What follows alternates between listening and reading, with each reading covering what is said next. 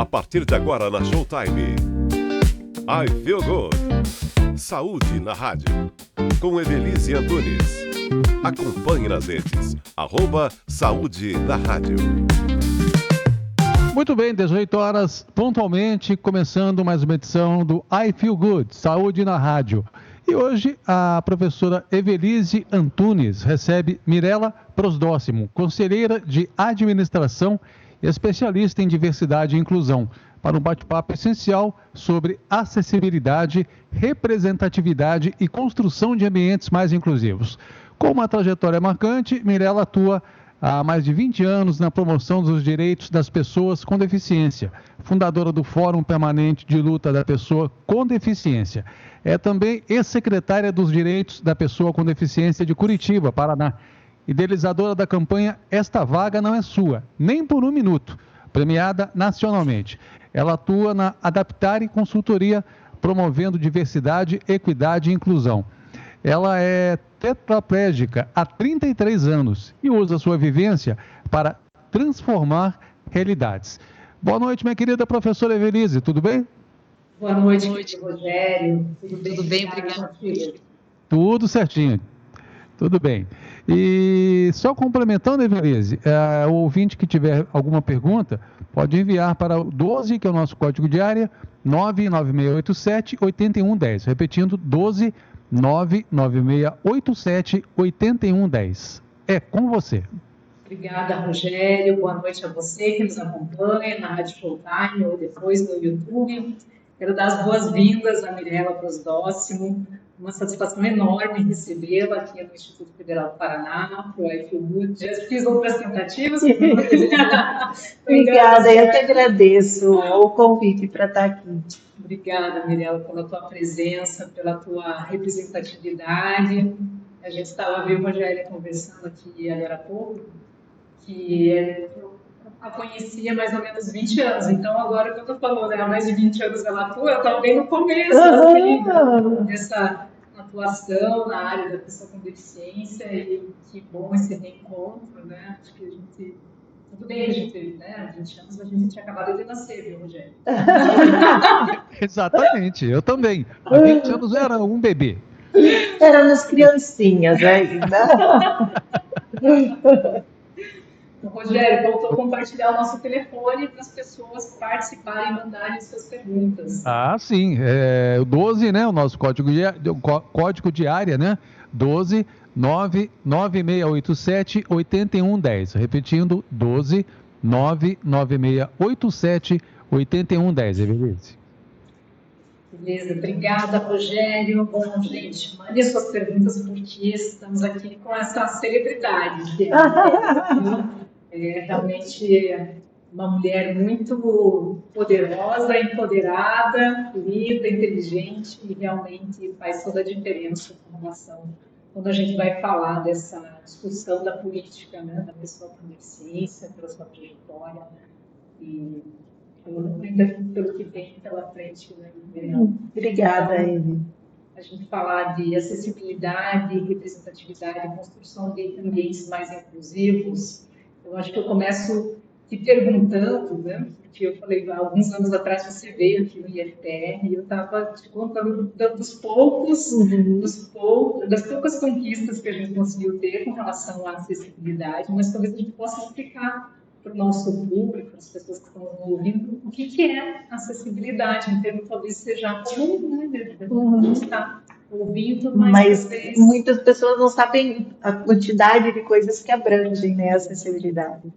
Então, a acessibilidade, normalmente, as pessoas, a primeira coisa que vem na cabeça quando pensam, né, ou quando escutam esse termo é rampa, elevador, é banheiro com barras, com acesso. Então, a acessibilidade é dar acesso, seja ele arquitetônico ou outra forma de acesso, pode ser também comunicacional, instrucional, principalmente o atitudinal é o mais importante. A acessibilidade, quando a gente pensa arquitetônica, então é toda a questão de cidade, né? De barreiras arquitetônicas que a gente enfrenta. Então, calçada, são inúmeros obstáculos que a gente tem no dia a dia para quem se locomove de cadeira de rodas, mas também para uma pessoa que é idosa, uma pessoa que tem uma dificuldade de mobilidade. E a acessibilidade comunicacional é dar acesso para quem, por exemplo, se comunica através de Libras, né? A pessoa surda, a pessoa cega também, então ela tem um leitor de tela no computador, então recursos tecnológicos também que facilitam essa comunicação. Então, isso faz parte da acessibilidade comunicacional. E a que eu acho a mais importante de todas é a acessibilidade atitudinal.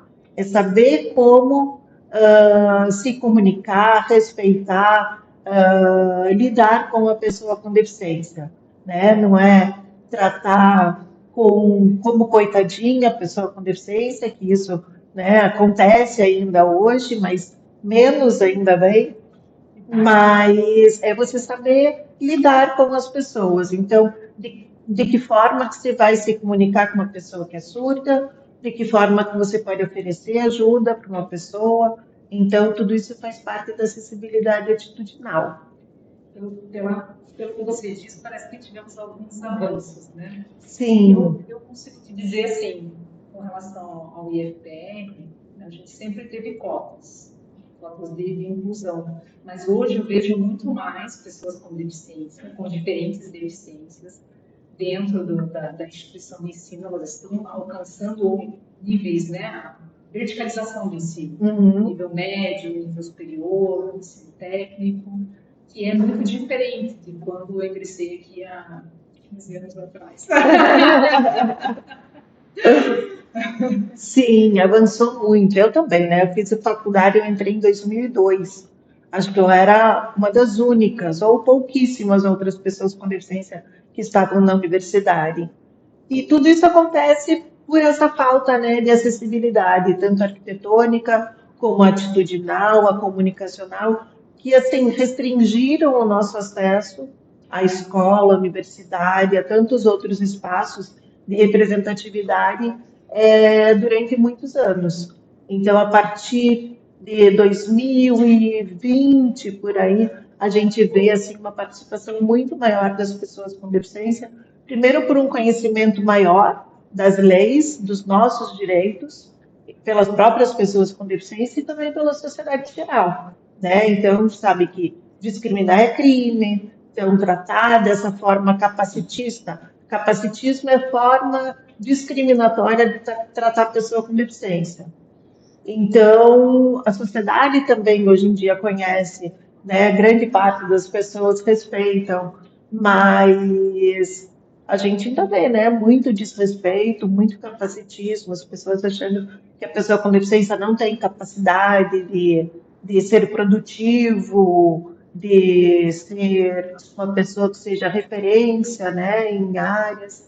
Então, ainda acontece bastante, né, esse preconceito com a pessoa com deficiência. Mas a gente vê muito mais gente participando.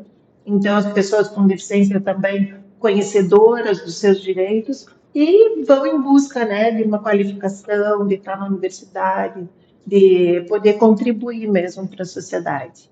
Porque esse espaço é para todas as pessoas. Para todos, exatamente. E a gente quer ver, né, cada vez mais pessoas com deficiência participando mesmo de espaços de relevância. Então, eu me sinto, assim, desculpa, uma voz, assim, nessa mudança mesmo. Quando eu sofri meu acidente lá atrás, há 33 anos atrás, não tinha muito isso, sabe? Então, era difícil, assim, aceitar a minha condição, né? Porque eu não tinha nenhuma deficiência até os 17 anos. E depois do acidente de carro que me deixou tetraplégica, eu passei, assim, por uma mudança gigantesca na minha vida, né? E você não ter pessoas em quem se espelhar acaba fazendo com que a gente também não veja, assim, muita oportunidade, né? A partir do momento que você tem pessoas que te representam, você pensa, puxa, se essa pessoa chegou lá, nessas condições e tudo mais, acho que eu também posso. Então, esse olhar capacitista acaba passando pela gente também, por quem tem deficiência, de não se ver representado em outros espaços e de não achar que de repente aquele espaço é para ela também. Você se tornou não só uma voz, né, mas com certeza toda essa geração que vem, você é essa pessoa que representa, que as pessoas veem que pode alcançar, né, todos os espaços públicos. Você teve como secretária de Direitos da Pessoa com Deficiência na prefeitura. Sim. Então, está, né, cada vez mais ocupando outros espaços. Galgando espaços, né, em empresas. Muita luta. Na verdade, assim, a gente tem que estar em constante transformação e busca de mais conhecimento e de busca de mais oportunidade mesmo, para a gente estar abrindo as portas aí para outras pessoas que venham também compartilhar tudo isso e buscar toda essa construção que a gente luta tanto, né, há tanto tempo para ter. Mirella, eu queria que você contasse um pouco da experiência da Vale, como vocês começaram lá em 2017, então, até hoje não tenho seus cálculos pelo emprego. Mas já é uma longa jornada, que vocês trabalham com projetos de consultoria, letramento de palestras na áreas de inclusão, né, pessoa com consciência, né, ampliar o impacto da promoção dos ambientes mais inclusivos e diversos.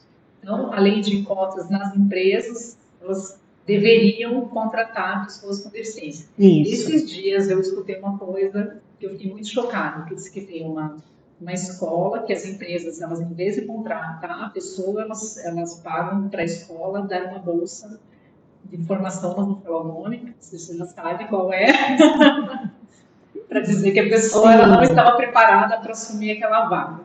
Sim, e daí eles dizem que vão qualificar aquela pessoa e ela fica anos, né, sendo qualificada. Na verdade, entre aspas, né? Exatamente. Sim. Sim. O que você percebeu ao longo desses anos da consultoria?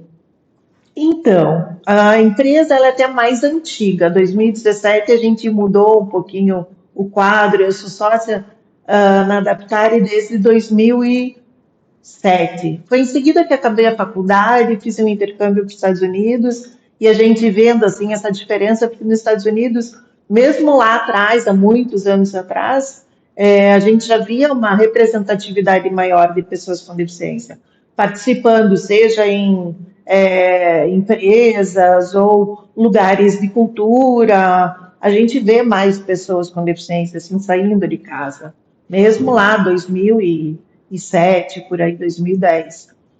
E nessa época, eu junto com a Fernanda, que é terapeuta ocupacional, a gente teve a ideia de abrir a Adaptare e para fazer esse trabalho mesmo de transformação dentro das empresas. Então, de contratar pessoas para as empresas e fazer esse meio de campo, né, entre a empresa e as pessoas. Então, fazer a avaliação de posto de trabalho para ver que pessoas, né, que a gente pode contratar para aquelas funções e etc. E até hoje eu trabalho mais na parte de letramento, de palestra, e bem menos nessa parte de colocação das pessoas nas empresas. Porque chega uma hora, assim, acho que a época da pandemia, para mim, foi assim o pivô de tudo isso. Cansa, sabe? Cansa você ver essa dificuldade mesmo que a gente vê dentro das empresas, de reconhecer o potencial da pessoa com deficiência. Então, é uma transformação que eu sei, eu tenho consciência, que não é da noite para o dia que a gente passa a ver um grupo de pessoas que até então eram tidas como incapazes, como pessoas cheias de potencial, que podem contribuir em todas as esferas. Mas é um processo tão lento que às vezes desanima um pouco. Então, eu foquei mais no meu trabalho nessa parte de letramento, de levar diretamente para as empresas, e acho que assim a gente consegue atingir um público maior de pessoas também, porque essa parte de contratação mesmo das pessoas com deficiências, infelizmente elas ainda ficam restritas à área de recursos humanos da empresa. E quando você não vê isso sendo abraçado pela empresa toda, principalmente assim o tom do topo, sabe? Quando você vê que as principais figuras daquela instituição estão realmente abraçando a causa, se você não vê isso, você não vê uma mudança mesmo. Então, tem que vir de cima mesmo a mudança para trazer a inclusão real mesmo para a empresa.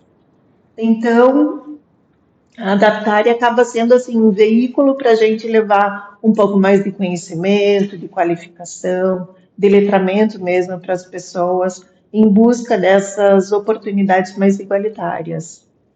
Fantástico. Eu li aqui 2017, na minha cabeça estava 2007, porque acho que quando eu fiz a entrevista com você da época, acho que era 2007, você já tinha adaptado. Já. Exatamente. Por isso que eu não fiz o cálculo, né? Deixa eu falar matemática. Rogério, temos alguma pergunta? Temos sim, Evelise. O Roberto, aqui de São José dos Campos, ele pergunta o seguinte: acessibilidade na prática. O que as empresas podem fazer para criar ambientes verdadeiramente inclusivos? O que as empresas podem fazer? Buscar informação. Trazer pessoas com deficiência para fazer parte dos seus times, ver de que forma elas vão, né, agregar para a empresa e dar o suporte necessário, seja de instrumento de trabalho, na questão da adequação do espaço, né, da acessibilidade mesmo, acessibilidade arquitetônica, atitudinal, todas essas que eu já falei. Então, trazer informação para dentro e fazer com que a empresa mesmo, como um todo, abrace a causa. Se a gente não tem assim, esse comprometimento de todo mundo como aliado da inclusão, fica difícil trazer uma pessoa para fazer um trabalho de formiguinha dentro da empresa. Eu acho que precisa de união mesmo e de mais gente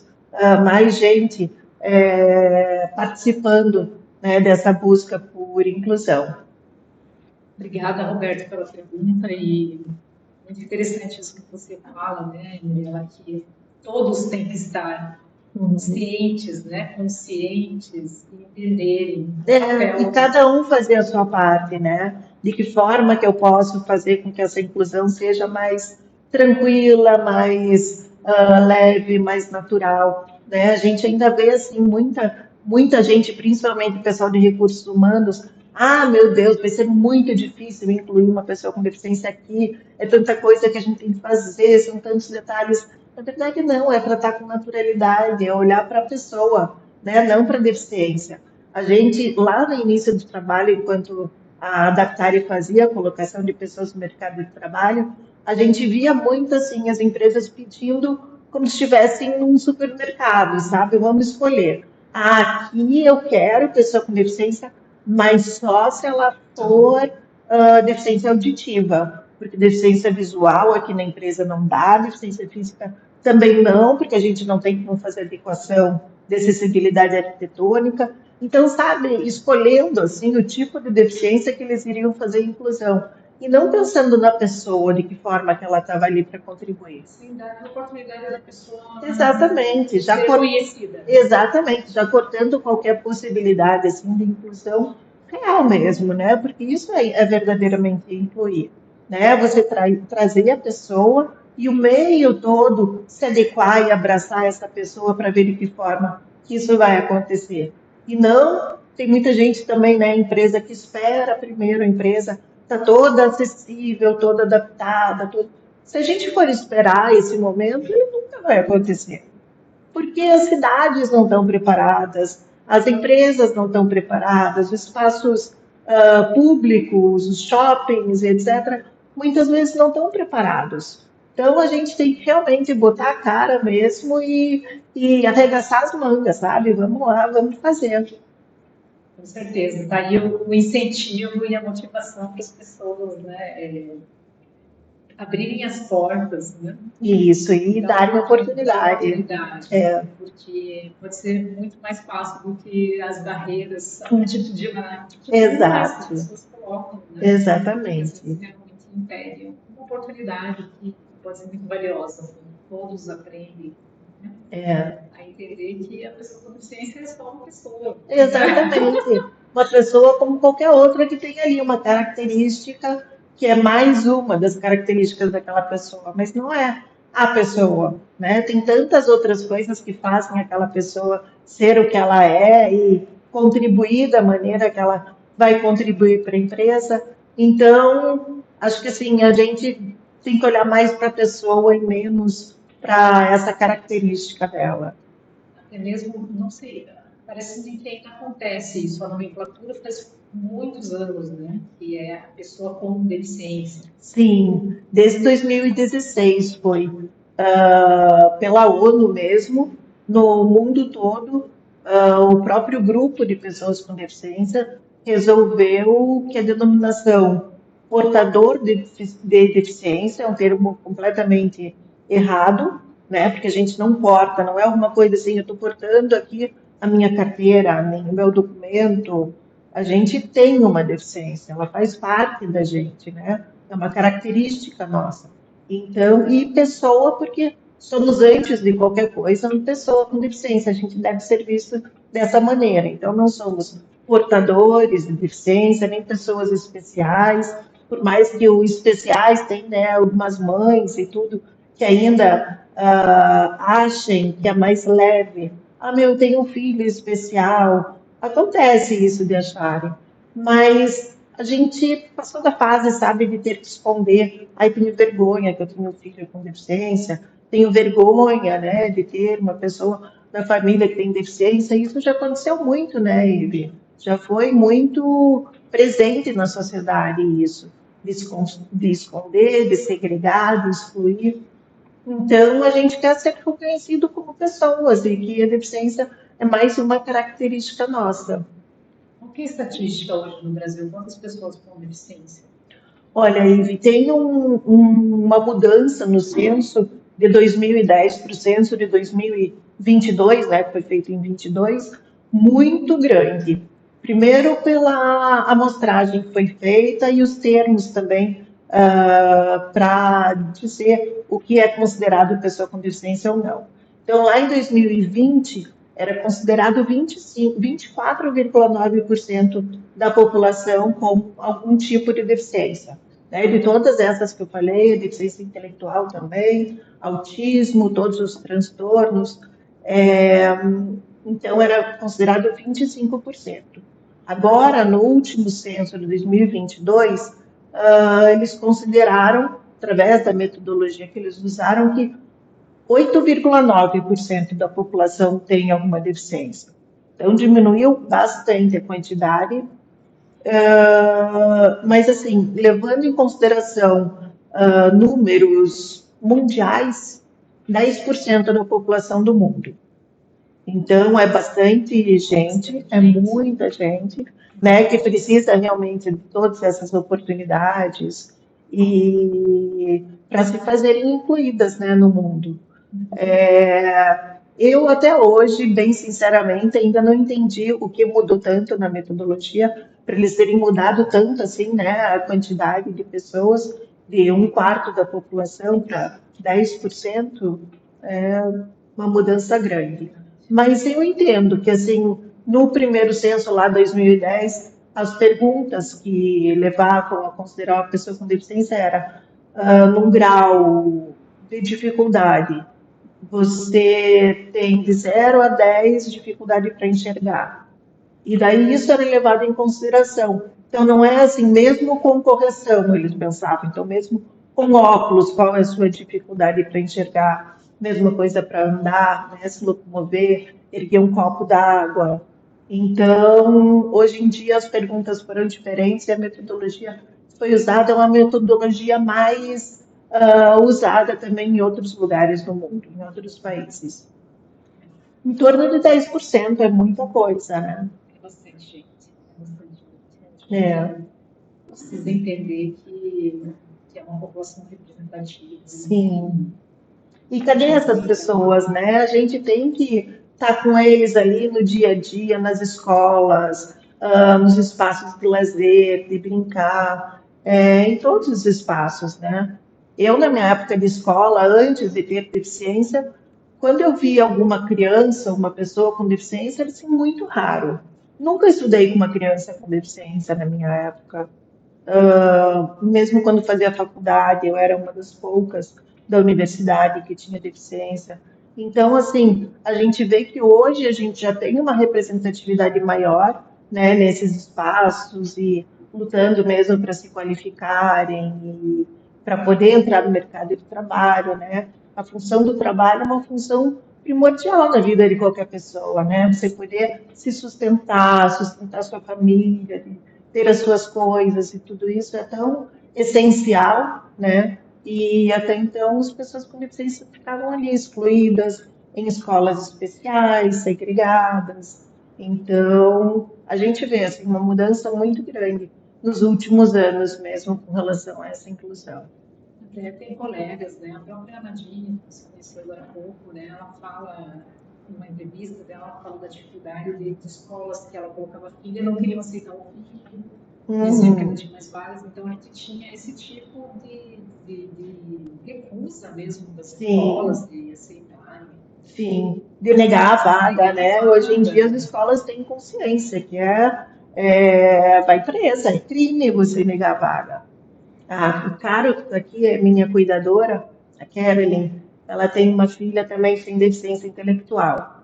E a vida toda também lutando com isso. Ainda por cima aqui no sul, né, Curitiba, Paraná, é um dos estados que mais tem escolas especiais. Então, acaba sendo muito difícil de mudar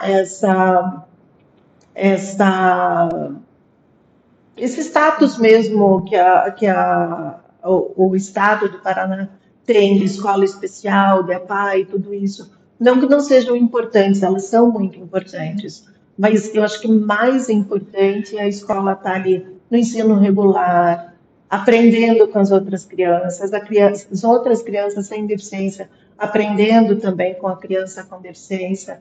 É aí que a gente vê realmente a transformação acontecer, né? Já nascem daí, crescem essas crianças com bem menos preconceito do que na nossa época lá, que a gente não via nunca uma criança com deficiência. Né? Rogério, como está a nossa participação aí? Temos mais uma pergunta aqui para a Mirella, né? A Helena está nos ouvindo em São Paulo, Evelise. Um abraço para São Paulo. Ela pergunta o seguinte: é errado falar deficiente, portador de deficiência ou portador de necessidades especiais? Sim! Obrigada pela pergunta, Helena. Sim, é errado. O melhor é chamar a pessoa por pessoa com deficiência. Então, você vai se referir a um aluno, uma criança, é criança que tem deficiência, criança com deficiência. Sempre usar essa terminologia. O portador não é correto, o especial também não é correto. Necessidades especiais, cada pessoa tem a sua necessidade especial. Então, a gente não quer mais, sabe, esconder a deficiência. Não é alguma coisa que a gente tenha que deixar mascarado. É uma coisa que a gente se reconhece realmente como pessoa com deficiência. A aceitação vem todo, né, um caminho longo também, seja para a pessoa que adquiriu a deficiência, para família também, mas a deficiência acaba sendo parte desse corpo e dessa pessoa. Então, o melhor termo mesmo é pessoa com deficiência. Mirella, como que a gente pode construir ambientes mais inclusivos? Talvez podemos começar pela parte de acessibilidade comunicacional. Como que as pessoas, como a própria pergunta da Helena, né, podem se referir, mas como que a pessoa ela deve, então, se comunicar, né? Como que isso pode melhorar tanto no dia a dia, no transporte público, na empresa, na escola? Eu acho que o mais importante de tudo é desmistificar, né? É a gente tirar aquela ideia da pessoa com deficiência excluída e coitadinha, ou também do outro extremo, né? Que a pessoa com deficiência super capaz, que, né, é um exemplo de superação. Tudo isso também acaba sendo um tipo, né, de preconceito, de capacitismo.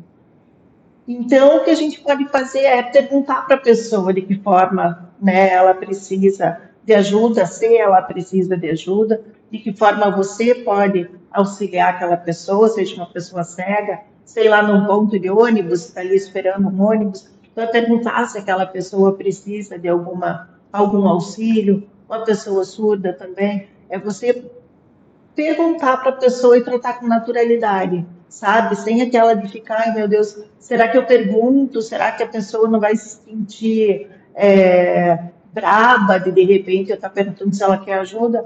Não, pergunte. Eu acho que essa é a melhor forma de você ajudar. É perguntar de que forma que aquela pessoa quer ser ajudada. E se ela quer ser ajudada também, né? Eu conheço uma história de um amigo meu lá no Instituto dos Cegos, no IPC, e ele conta que várias vezes ele estava ali no Instituto, fica numa esquina aqui em Curitiba, numa rua bem movimentada, mas ele estava na frente do Instituto aguardando uma pessoa que viria buscá-lo de carro.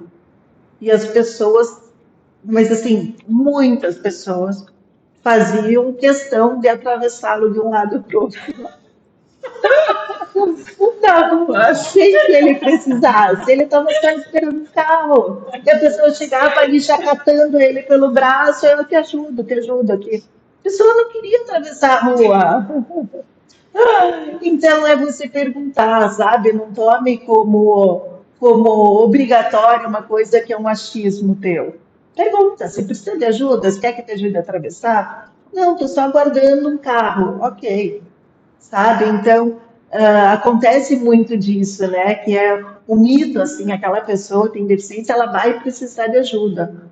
E você já vai se prontificar, porque você é tão bondosa, tão maravilhosa, né? Você quer se fazer importante e tudo isso. Mas não é por aí, né? É você ver se realmente aquela pessoa precisa de ajuda e você pergunta, né? Você não sai achando que aquela pessoa precisa de ajuda e vai ajudar. Muito boa essa história. É uma que eu vivi quando eu trabalhava no hospital, no Instituto de Reabilitação, e eu estava treinando um paciente paraplégico. Aí ele subia a rampa, né, treinando fortalecimento do braço, e ele, né, subindo com a cadeira e eu do lado, caminhando, sou fisioterapeuta.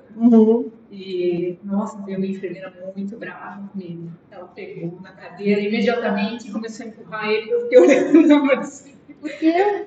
Porque ela achou que, assim, eu estava ali folgada, né? Do lado, e o coitado estava lá tendo que subir uma rampa. Fazendo todo esse esforço, você bruxa. Essa falta de comunicação. Sim, porque sim. a cadeira faz parte da pessoa. Né? Sim. Ele falava também, a cadeira são as minhas pernas. Eu consigo ir. Então, assim, as pessoas não podem chegar e pegar na pessoa que é cega e sair empurrando, vamos que eu vou atravessar, chegar e pegar na cadeira e sair empurrando, não. Sim. E acontece muito. Eu já passei por situação assim, da pessoa saindo empurrando, eu vou te levar ali. A pessoa não pergunta se você quer ir. E isso acontece, assim, num pensamento super capacitista, né? Porque a pessoa acha que o que ela está fazendo é para ajudar aquela pessoa. E muitas vezes aquela pessoa não precisa de ajuda. Naquele momento, ela não precisa de ajuda. Então, perguntar é a melhor forma de você saber o que fazer, como agir, etc. Tem uma outra situação que, assim, eu não tenho nenhum movimento do pescoço para baixo, né? Eu não tenho movimento de braço. Existem tetraplégicos, tenho vários amigos que são tetraplégicos, mas movimentam o braço. Tem amigo que dirige e tudo isso, com adaptações, né? Mas eu não tenho nenhum movimento. E normalmente as pessoas que não me conhecem chegam para me cumprimentar esticando o braço. Então, para dar a mão, assim. E a pessoa não tem obrigação de saber que eu não mexo o braço, então está tudo bem. Eu não fico mal por causa disso, porque a pessoa esticou o braço, eu vou só falar, desculpa, não movimento o braço, mas um prazer, oi, tudo bem. E pronto. Mas a pessoa fica assim, mas completamente sem jogo de cintura, sabe? Você vê que a pessoa sai assim do prumo até, porque fez uma coisa dessa. É uma coisa super natural. Então é tratar com naturalidade, né? Se não movimenta, puxa, me desculpe, ok. Né? Não tem por que a pessoa ficar nervosa, receosa, etc. E nem do meu lado também, não tem por que eu ficar braba ou desconfortável porque a pessoa me esticou o braço. Tá tudo bem, né? Vamos tratar com naturalidade. A gente não é criancinha que precisa de todo um cuidado, somos frágeis, somos pessoas. Se eu tenho, sei lá, 20 anos, eu quero ser tratada como uma pessoa de 20 anos. Se eu tenho 50 anos, eu quero ser tratada como uma pessoa de 50 anos, né? Mas acontece muito, de senhorinha vir apertar minha bochecha, ai, que bonitinha, ah, coitadinha, tá na cadeira de rodas, machucou a perna. Então, acontece isso, né? E para mim, tudo bem, né? Eu não ligo, porque eu já estou acostumada com isso. Mas é um super capacitismo. A gente não pode querer também que a sociedade mude de uma hora para outra. Ah, pronto, agora, estalar de dedos aqui, mudou-se a realidade, as pessoas com deficiência são tratadas como iguais. Não, não somos ainda tratados como iguais por muitas pessoas, por falta de informação. Então, por isso que a gente volta lá naquele começo. Informação é o primeiro passo para tudo. Para você conhecer, para você mudar uma organização, para você contratar pessoas, para você incluir na escola. E também a escola ali, né? As criancinhas convivendo junto, também é esse primeiro passo. É desconstruir, né? Esse inconsciente da pessoa com deficiência como incapaz. Talvez o próprio conceito coletivo. Sim. Realmente, eu não lembro da minha infância, da minha adolescência, de conviver com pessoas com Não. deficiência. E nem de ver muito, né? Elas estavam, assim, Segregadas mesmo. segregadas. E, de outro modo, você também que viaja bastante, né? Quando a gente sai aqui do Brasil, vai para outros países, a gente tem muitas pessoas com deficiência. Sim, muitas. Muitas. Muitas. Seja por conta, né, da idade, e aqui o nosso país, né, o Brasil também está ficando um país com muitos idosos, né, e que normalmente essas pessoas também precisam, né, seja uma cadeira de rodas, um aparelho auditivo, tem dificuldade para enxergar também. Então, a gente acaba vendo muito mais pessoas, né, com esses tipos de deficiência na rua. E, na verdade, é assim, a gente precisa ser visto para se fazer presente também, né? Então, a gente precisa realmente sair de casa e estar, né, levando uma vida ativa como todas as outras pessoas. E por isso, novamente, te agradeço, né? Por você estar aqui, tanto levando o conhecimento, a informação às pessoas, pela rádio, pelo YouTube, na tua presença, né? Muito importante. E isso faz muita diferença.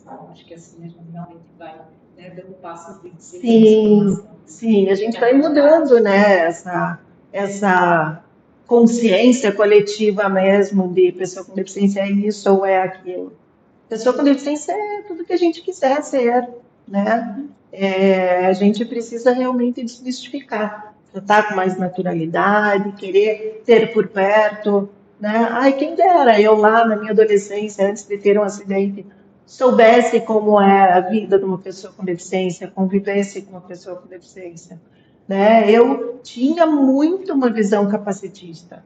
Eu tinha uma amiga que morava ali na frente do Instituto dos Cegos, e isso na adolescência, assim, uns 16 anos. Via cegos passando por ali e pensava, meu Deus, que vida horrível que deve ser dessa pessoa. Preferia morrer do que ser cega. E a gente não pode se colocar assim no lugar da outra pessoa sem saber qual que é essa realidade, né? Eu talvez lá atrás, quando sofri o meu acidente, se eu tivesse essa consciência do que era ser tetraplégica, não sei se eu teria, né, toda a força que eu tive para sair dessa e retomar a minha vida mesmo, né, tendo demorado bastante, mas é diferente, né? Quando você está nessa situação, quando você convive com uma pessoa com deficiência, você vê que não é tudo isso, né? Não é tão estranho assim como a gente pensava antes dessa convivência. E vira algo tão natural que é isso que desconstrói mesmo todo esse mito. Rogério, temos mais perguntas? Não, por enquanto não, Evelise. Tá ótimo. Você falou da questão do Instituto dos Cegos, acho que realmente era a realidade mais as pessoas que a gente mais enxergava em Curitiba, Sim. Né? Na infância, porque era um lugar muito movimentado. Sim, sempre passava por ali, né? E sempre tinham várias pessoas cegas ali, né, no entorno. Então, realmente. Me fez puxar a memória e como também as pessoas cegas demoraram, né, para ocupar os espaços e como a gente ainda vê. Eu vejo dificuldade dos colegas, dos professores para ter um autista, um aluno cego dentro da sala de aula. Um surdo. Sim. A comunicação, né, é muito diferente. Então, as escolas, os institutos, universidades têm que estar preparados, né, para isso. Então, o intérprete de Libras é essencial para uma pessoa que seja surda. Isso tem que ser oferecido pela universidade, pela escola, material em braille. Mas hoje eu tenho vários amigos que são cegos que não sabem braille, que não estudaram com isso. Tem o leitor de tela do computador que faz todo esse trabalho, que acaba sendo muito mais simples, né? Hoje, né, toda essa tecnologia que a gente tem ao nosso redor o dia todo, acaba facilitando bastante. Então, é você realmente, né, trazer esses meios para dentro, seja da universidade, de onde for. Você acha que a tecnologia está favorecendo a inclusão, por exemplo? Questão do teletrabalho, né? Tanto aqui em outros países, as pessoas com deficiência elas têm prioridade em ter o teletrabalho. Uhum. Eu vejo como uma via de mão dupla, né? Um pouco assim, de esconder essas pessoas, porque aqui no teletrabalho para você, você fica na sua casa, se vire com os seus desafios, especialmente no nosso país. Sim. Que a legislação do teletrabalho é muito frágil e Sim. limitada. Então, assim, o suporte, as funções do trabalhador está vulnerável. Fica de lado, né? Você se vira aí no que você precisar, tá aqui o teu salário e é isso. O teu trabalho é esse, se vira para fazer. Vejo que nem você, via de mão dupla. Tem um lado positivo para a pessoa com deficiência acabar, né, não precisar enfrentar um transporte público, que é bem dificultoso, não enfrentar o trânsito e tantas outras situações que ele vai estar trabalhando de casa, acaba facilitando, sim. Mas tem esse outro lado, né, do você se vira, você faz. E tem também a questão de não convivência. Enquanto você está ali numa empresa, a convivência ali do dia a dia com outros colegas de trabalho, você está ali plantando, né, sementinhas da inclusão, mostrando como não é um bicho de sete cabeças, naturalizando também essa convivência. Se você deixa a pessoa somente em casa, perde isso, né? Então, eu vejo mais pelo lado negativo do que pelo lado positivo. Porque acho que a convivência é o que faz a diferença.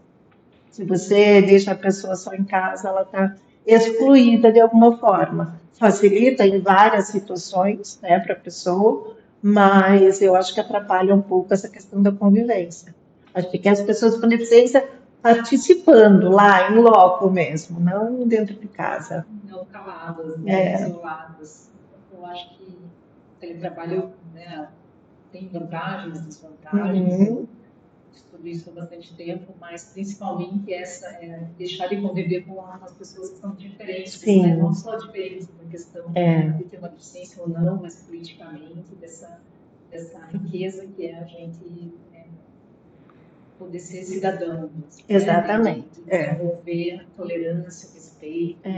E a gente sair dessa bolha, né? E ver que a gente se coloca, acho que desde a adolescência, assim, a gente fica, né, numa bolha, assim, de pessoas iguais, e conviver só com pessoas muito parecidas com você, com pensamentos parecidos, com biotipo parecido, é o branco com branco, o negro com negro.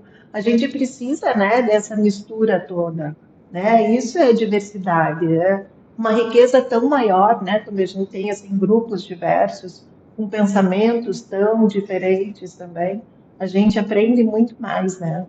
Com certeza. Ficar todo mundo ali numa manada, né? Pensando junto a mesma coisa. Cada dia mais, né? As pessoas só querem conversar com aquelas pessoas que têm a mesma ideologia e o entendimento. E assim a gente não vai crescer, mudar, olhar, né, para o diferente, ter empatia pelo outro.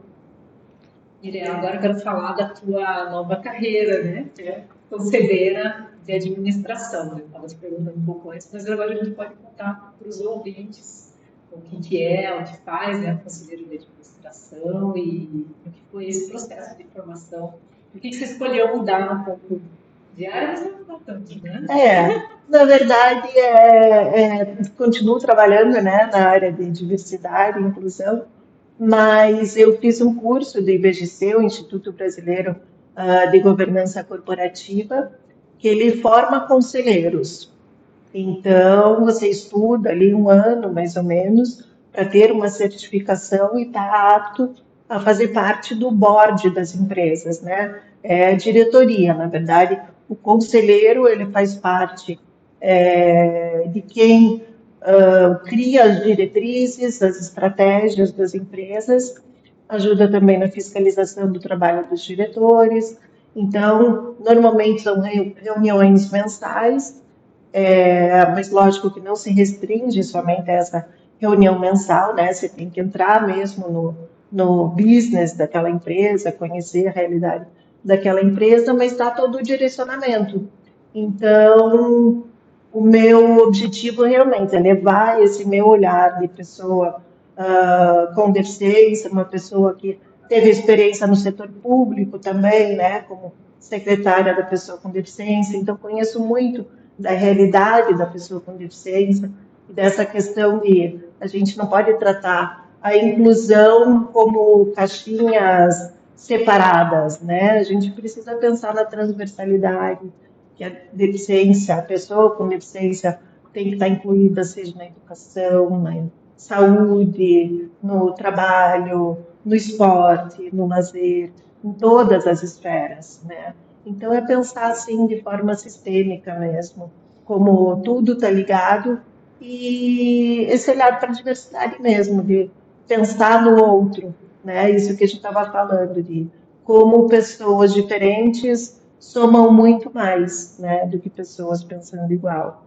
Então, é desmistificar também esse conselho, que a gente ainda lembra, assim, se para pensar no conselho, todos homens brancos, mais velhos, 50, 60 anos, super executivos e tal. Não, vamos levar mais mulheres para levar esse olhar feminino, né, para esses espaços também, pessoas negras, pessoas com deficiência. Eu acho que assim a gente acaba criando conselhos, empresas muito mais preparadas para o futuro, preparadas para lidar com o diferente, com amanhã que a gente não sabe qual é, do que empresas que ainda se fixam muito nesse perfil, né, do homem, empresário de 50, 60 anos.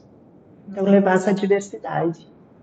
Temos muitos empresários, empresárias que escutam o nosso programa, então acho que essa reflexão é muito importante, essa tua fala, né, de realmente de trazer uma representatividade que possa... E mulheres também, né? A gente representa mais do que metade da população. Cadê as mulheres em cargos de liderança, né?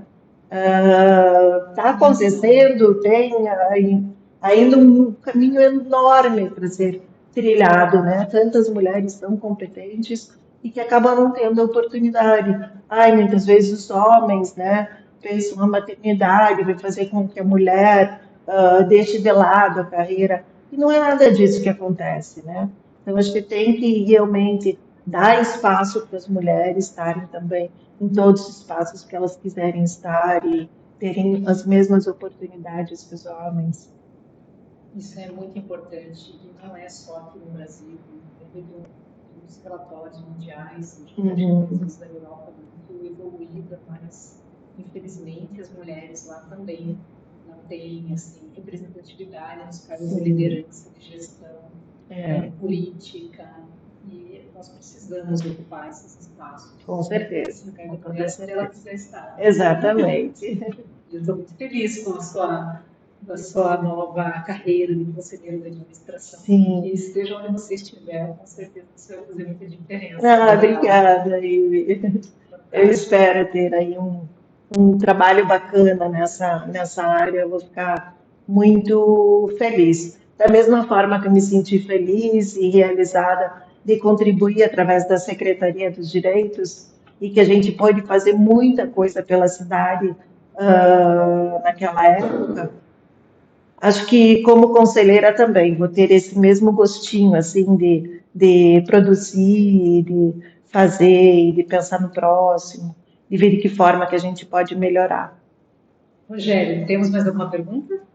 Temos sim, Evelise. A Tamara, aqui de São José dos Campos, pergunta o seguinte: as pessoas com deficiência têm menor acesso à educação, ao trabalho e à renda? Tem melhor acesso? Não, tem menor acesso Menor. à educação, ao trabalho e à renda. Tá. Ela pergunta se as pessoas com deficiência possuem, né, menor acesso à educação, ao trabalho e à renda. Sim, com certeza. Uma coisa está interligada na outra, né? Se tem menos acesso à educação, vai ter menos oportunidades de ter renda, de ter um trabalho mesmo formal, de carteira assinada e tudo isso. A gente vê ainda a pessoa com deficiência representando menos de 1% da força de trabalho que a gente tem no nosso país. 1%. Que fosse 10% da população, que é mais. 9% estão fora. E aonde estão essas pessoas? Né? Então, e é assim, é que nem eu falei, se você não tem educação, acesso à educação, você não consegue, né, um trabalho que te dê a dignidade mesmo.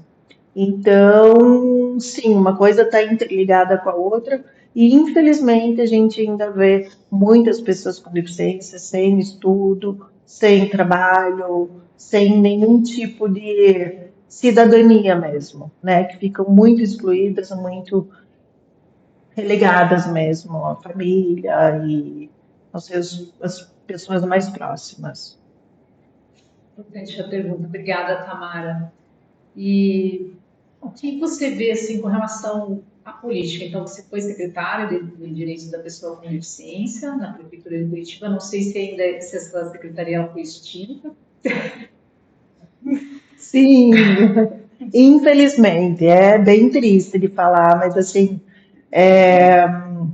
a gente faz um trabalho, né, de muita luta, de muito suor para criar assim essa interlocução com todos, né, essa conversa mesmo próxima com todos os setores na prefeitura, em qualquer órgão, né?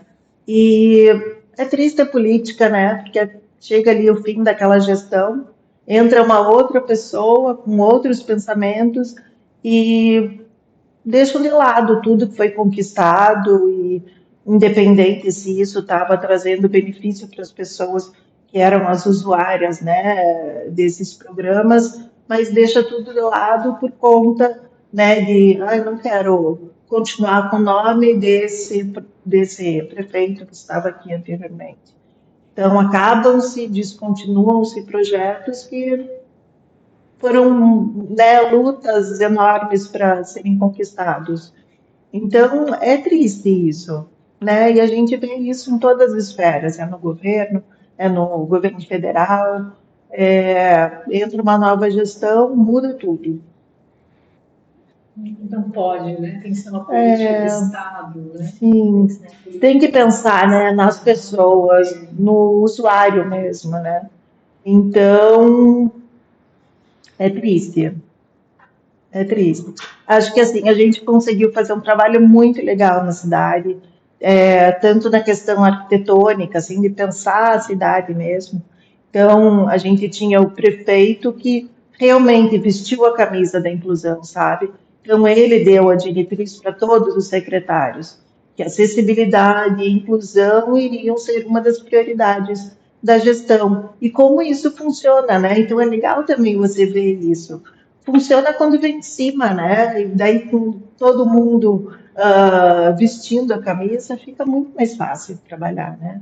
Então, todas as secretarias tinham, assim, uma interlocução maravilhosa. Eles pensavam já, metade da gestão em diante, eles pensavam nos projetos, não era a gente que tinha que levar os projetos para cada uma das secretarias, projetos de acessibilidade arquitetônica, do IPUC, da urbanismo, passavam sempre pela nossa secretaria para que a gente desse um ok, se estava contemplando todas essas dimensões de acessibilidade. Então, foram, assim, 4 anos de muito crescimento, assim, muito aprendizado também, e conhecer muitas realidades. Foi muito legal esse trabalho, foi incrível. E as campanhas também, né, Ivi? A campanha da vaga, que foi, acho que o primeiro passo assim, que eu dei na busca do meu direito foi em 2010. Eu estava num supermercado e cobrei uma pessoa que estava estacionando uma vaga para pessoa com deficiência, e a pessoa falou, ah, não, é só um minutinho, e é o que a gente mais escuta, né? Só que esse dia ela não pegou um dia bom. Aí o gerente não fez nada, falei para ele, daí chamei a Secretaria de Trânsito, também não chegou. E daí passaram-se 40 minutos, eu fiquei lá plantada, esperando a pessoa, esperando, né, o CETRAN também chegar para montar, ou seja, lá o que fosse fazer para a pessoa, e a pessoa estava indo embora sem acontecer nada. Falei, ah, meus parabéns, ela estava com 2 crianças junto. Eu falei, parabéns pela educação que você está dando para os teus filhos. Falei isso, a mulher virou um bicho e queria me bater e tudo, assim. Então, além de não ver a infração que ela estava cometendo ali, ela incapaz de ver também ter empatia, né, pelo próximo. Uma pessoa com deficiência ali cobrando pelos, né, meus próprios direitos e nem se desculpa nem nada, acha que está com a razão, acha que pode tudo. Então, foi a primeira vez assim, que eu ergui a bandeira e falei, ah, não vou deixar passar. E daí eu fiz um desabafo na rede social e daí acabei tendo assim uma maravilhosa conquista, que foi a campanha que a gente fez junto com o Maurício, que trabalhava na Guedes, uma agência aqui de Curitiba, e essa campanha acabou viralizando, né? Ele fez um vídeo fazendo a situação inversa, colocando cadeiras de rodas em vagas de estacionamento para carros, e para a gente colocar outra pessoa no nosso lugar, né? Para ver o que a gente passa diariamente. E acabou tendo uma adesão assim no Brasil inteiro, em outros países até pediram para replicar nossa campanha e tudo. Então foi excelente, foi sensacional. E daí deu um gostinho, né? De puxa, dessa forma a gente consegue mobilizar bastante gente. Então, durante a gestão na secretaria, a gente tinha uma verba do Conselho dos Direitos da Pessoa com Deficiência e anualmente a gente fazia campanhas também de conscientização. E a gente vê, né, que dependendo do tipo da campanha, a gente tem um impacto grande na sociedade. Então, junto ao Conselho, a gente criou também uma campanha. Não sei se você estava aqui nessa época, a campanha que a gente colocou outdoors em Curitiba, dizendo pelo fim dos privilégios para os deficientes. Não? A gente fez isso e teve, assim, daí uma comoção do país inteiro, falando que absurdo. Logicamente que a gente tem algumas pessoas, né, que gostaram daquilo, tipo, falando, chega de vaga para pessoa com deficiência, que tem que diminuir, chega de cota de trabalho, e que a gente fez realmente uma anti-campanha, né? Era uma campanha para chamar a atenção das pessoas para algo que a gente acaba escutando diariamente. Então, aí teve a virada da campanha em seguida, que era mostrando se tantos se revoltaram na internet, por que ainda tantos desrespeitam? E para mostrar que isso não é um privilégio, é um direito que foi conquistado porque realmente a gente tem todas essas necessidades. Então, a reparação, né, de dar espaço, oportunidade para as pessoas com deficiência. Então, essas campanhas também foram, assim, formas de ver uma mudança rápida, sabe? De olhar para o próximo, de olhar para a pessoa com deficiência, e mostrar, estamos aqui, não somos invisíveis. Então, acho que uma forma também muito importante da gente chamar atenção para o tema, colocar em debate, colocar o assunto na mesa. Mirela, infelizmente nosso tempo passa muito rápido. Não. Olhei aqui no relógio. Nossa, já passei do tempo. É mesmo?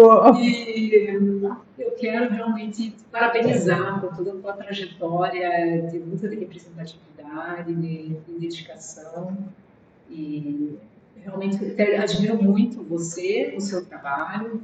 Obrigada, E Ivi. eu espero que venham muitas outras campanhas, novos espaços, e que você conquiste, e que conte conosco, que já está convidada para voltar, né? Porque a gente tem muita coisa para a gente conversar, temos muito assunto. Obrigada pela tua presença. Eu que agradeço pela oportunidade, é sempre um prazer mesmo poder levar um pouco de informação, ter essa troca mesmo com as pessoas, é super importante. Obrigada pela oportunidade. Obrigada. E obrigada também pelas perguntas que enviaram aqui. É um prazer também ter todo esse feedback das pessoas, essa troca, essas perguntas. Rogério, muitíssimo obrigada. Obrigada a você que esteve conosco mais essa noite. Olha, já está aqui, né? O convite para a Mirela retornar. Deixa um abraço aí para toda a equipe da Showtime, da FBR, da equipe do Partec. E nos vemos na próxima semana. Grande abraço a todos aí também e até a próxima terça-feira, 18 horas, com mais um I Feel Good Saúde aqui na Rádio Showtime, Evelise. Obrigada. Um abraço. Obrigada, Mirela. Obrigada. Tchau, tchau.